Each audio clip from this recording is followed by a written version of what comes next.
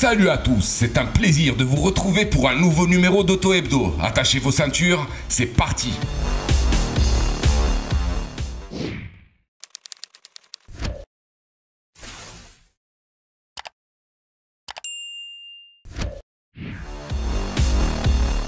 Apparu en 2017, l'Opel Crossland X a eu droit en octobre 2020 à un restylage spectaculaire. Cette phase 2 qui s'est débarrassée de la lettre X au niveau de son nom, comme son frangin Mocha X quelques mois avant lui, mais qui est plus hot que jamais, après avoir adopté la très stylée calandre visor, gimmick inaugurée par ce dernier, débute aujourd'hui sa carrière chez nous.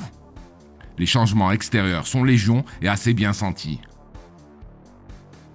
À bord, en revanche, pas grand chose à signaler, sinon que le Crossland peut désormais être équipé en option de sièges AGR, plus confortables. Le catalogue marocain du crossover urbain Oblitz est composé de deux finitions, édition et élégance, et d'autant de motorisation turbo-diesel. Un 1,6 litre de 92 chevaux couplé à une boîte manuelle à 6 rapports et un 1,5 litre de 120 chevaux associé pour sa part à une boîte auto comptant le même nombre de rapports. La grille tarifaire de lancement débute à 169 900 dirhams et culmine à 215 000 dirhams.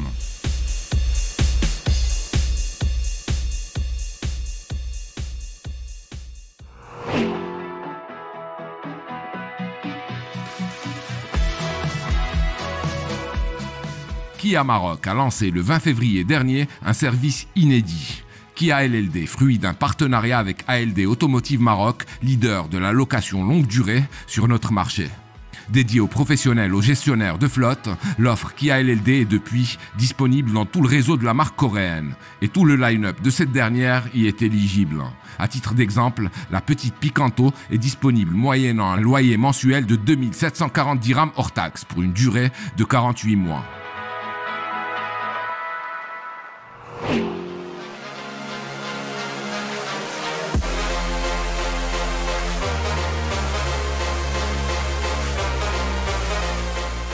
Hyundai a accueilli dans ses showrooms deux nouveautés à quelques jours d'intervalle, les versions restylées du SUV urbain Creta et de la compacte i30.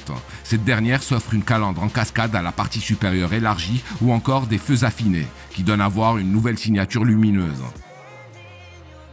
À bord, un écran TFT de 7 pouces affichant le tachymètre fait son apparition au beau milieu du combiné analogique, tandis que l'écran tactile central passe de 8 à un peu plus de 10 pouces. Deux finitions dénommées inventives et séductives sont disponibles sur notre marché. Au rayon mécanique, un seul bloc au menu, un 1,6 litre turbo diesel à hybridation légère qui développe 134 chevaux et qui offre le choix entre une boîte manuelle à 6 rapports ou une boîte robotisée à double embrayage à 7 rapports. L'i30 restylé s'affiche à partir de 214 900 dirhams. Il s'agit d'un tarif promotionnel.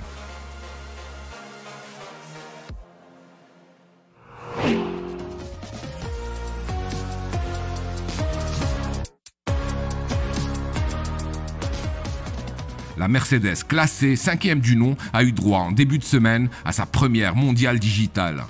Au programme, une nouvelle plateforme, des dimensions et une habitabilité plus généreuses, un coup de jeune bienvenu, surtout au niveau de la face avant, mais aussi et surtout un intérieur fortement digitalisé, calqué ou presque sur celui de la dernière classe S et marqué par la présence d'un superbe écran tactile central vertical pouvant atteindre 11,9 pouces.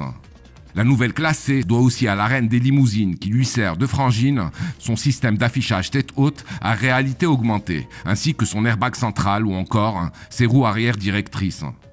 Au niveau de la salle des machines, toutes les motorisations essence et diesel font appel à un réseau 48 volts, tandis qu'une version hybride rechargeable chapeautera la gamme au lancement de la classe C, prévue en juin prochain en Europe.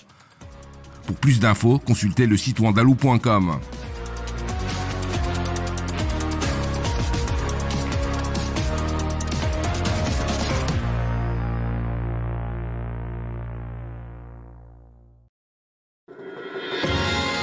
À très vite sur wandaloo.com.